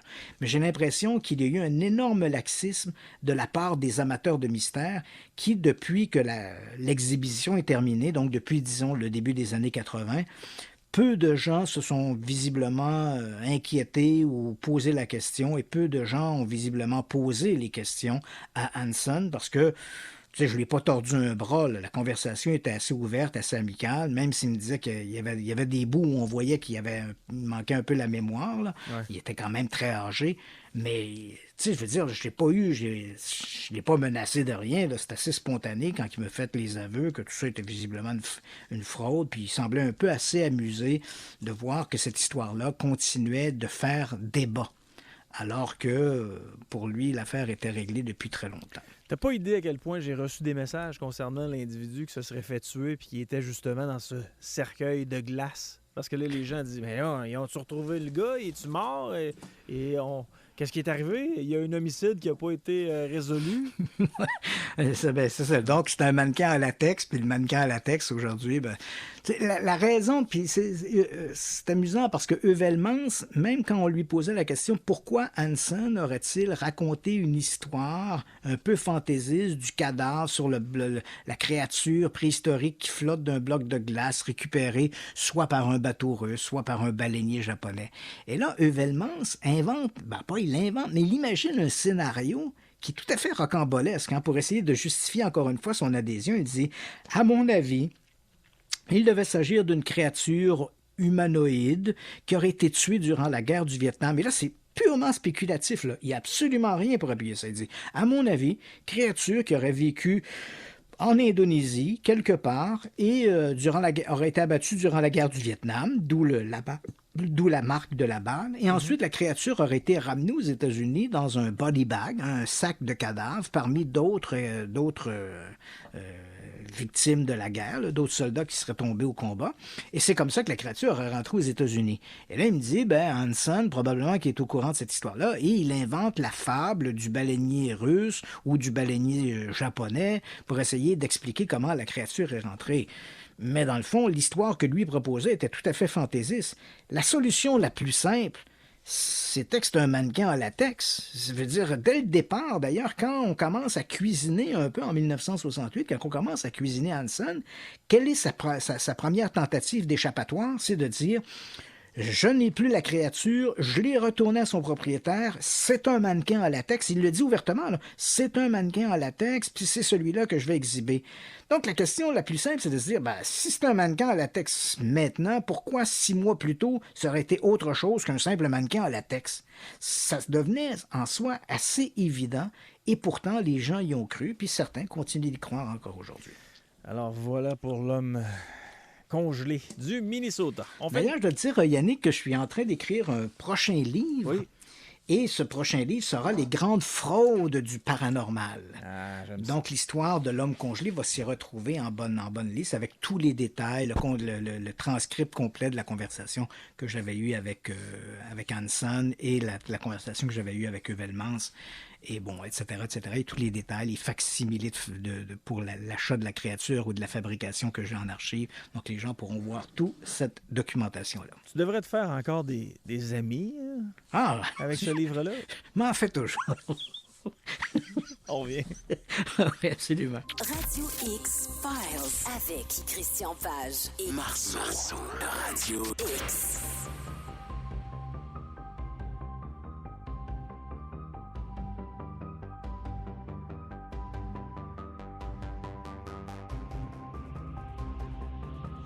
« 19h40, dernier segment de Radio X-Files avec Christian Page. On passe maintenant de l'homme congelé du Minnesota à chronoviseur. Christian, qu'est-ce que le Écoute, chronoviseur? c'est une question qui m'a été posée par un auditeur et j'ai été surpris de cette question-là parce que c'est un sujet qui est très, très peu connu dans le domaine de l'étrange et du paranormal, l'histoire du chronoviseur.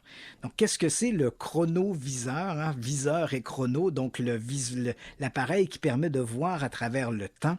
Donc, il existe dans l'univers du paranormal une espèce de rumeur voulant que quelqu'un, quelque part, aurait mis au point une machine qui permettrait de voir dans le passé. Et ça, c'est assez amusant. C'est une histoire qui est excessivement complexe. Je vais essayer de la résumer. On pourrait faire une émission complète uniquement là-dessus. Je vais essayer de la résumer. Moi, la première fois que j'entends parler du chronoviseur, je suis en train de tourner, j'avais jamais entendu parler de ça. On est en train de tourner à la recherche des reliques saintes. Et je me retrouve à Paris chez le père François Brune. Le père Brune s'est fait beaucoup connaître dans les années 90 parce qu'il s'intéressait à ce qu'on appelle la transcommunication instrumentale. Donc, c'est l'idée d'utiliser des appareils pour communiquer avec les défunts. Donc, c'est un prêtre catholique qui s'intéressait, bon, évidemment, il y a sa formation de prêtre, mais l'idée de la communication avec l'au-delà l'intéressait beaucoup. Et il s'est intéressé, notamment, pour ceux que je réfère à la série « À la recherche des reliques saintes », il y a un épisode que je parle de la tilma de Juan Diego, donc une espèce de cape ou de manteau qui était fait en fibre végétale au Mexique et sur lequel serait apparue une image de la Vierge Marie. Et le père Brune avait écrit un ouvrage sur le sujet. Je me retrouve donc chez le père Brune, que je connaissais déjà pour ses intérêts pour la transcommunication. Je me retrouve chez le père Brune à Paris, et là, on se met à parler, bien sûr, de cette cape, ce manteau sur lequel est apparue l'image de la Vierge Marie. On se met à discuter, et là, tout d'un coup, le sujet glisse, et il se met à me parler du chronoviseur. Et là, il me raconte un peu cette histoire-là. Il en a parlé pour la première fois en 1993 dans un livre qui s'intitulait « À l'écoute de l'au-delà ». Donc là, on revient à cette passion qu'il a de communiquer avec l'au-delà.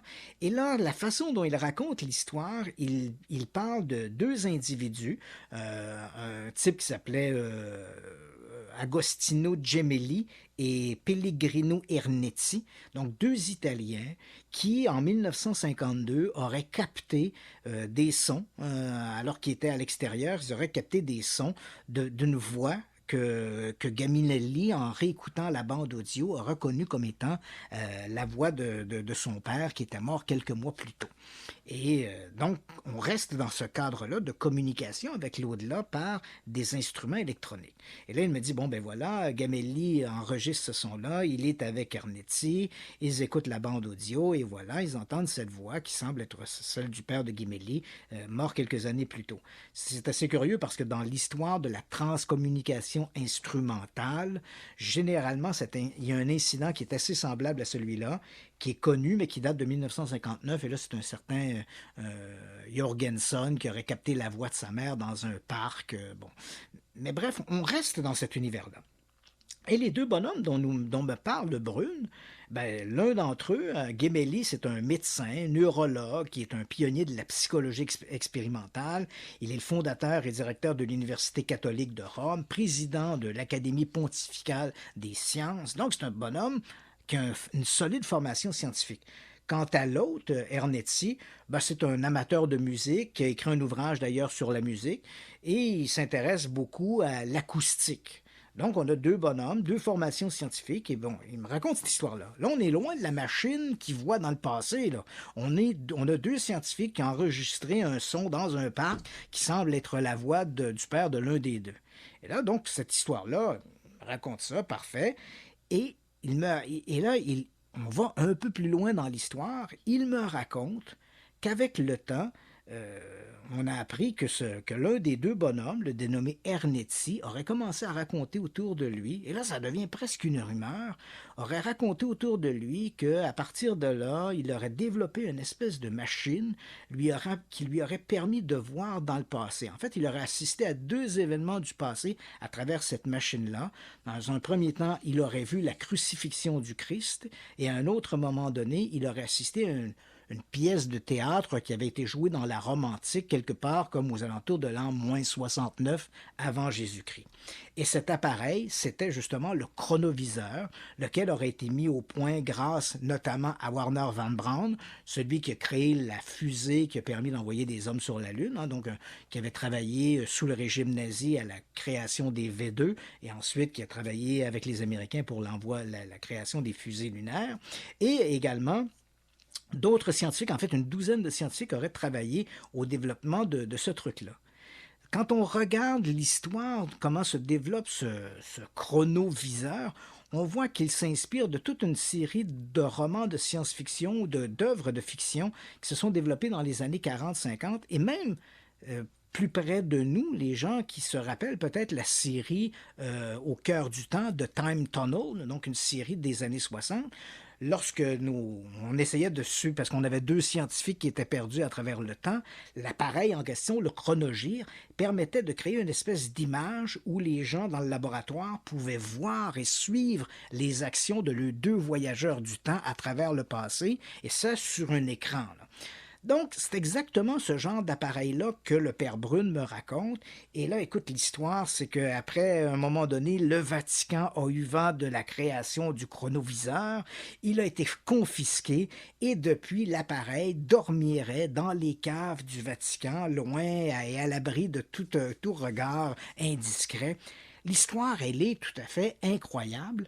Mais tu comprendras qu'il n'existe aucune preuve que le chronoviseur a jamais existé. C'est une histoire dont à la fois que Brune a récupéré, qu'il raconte, il n'est pas le seul à avoir raconté cette histoire-là. Il y a un certain Peter Krasa qui a écrit également un ouvrage où il raconte un peu cette histoire-là. Le père Brune lui-même, en 2002, a publié un ouvrage qui s'appelle « Le nouveau mystère du Vatican », qui a été republié en 2004 sous le titre « Du chronoviseur », dans laquelle il raconte en détail cette histoire-là.